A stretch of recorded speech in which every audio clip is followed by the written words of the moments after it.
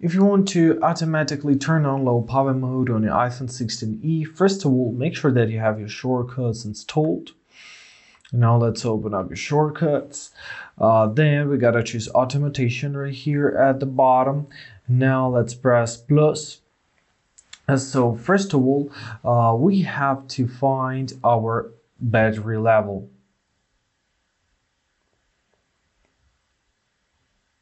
So here is your battery level.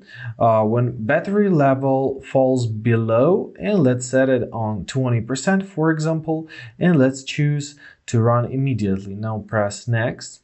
And when battery falls below, we have to choose low power mode. Yes, set your low power mode and press done.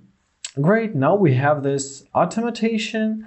So make sure to set it and run immediately, otherwise it won't work as you wish it to work. But basically that's it.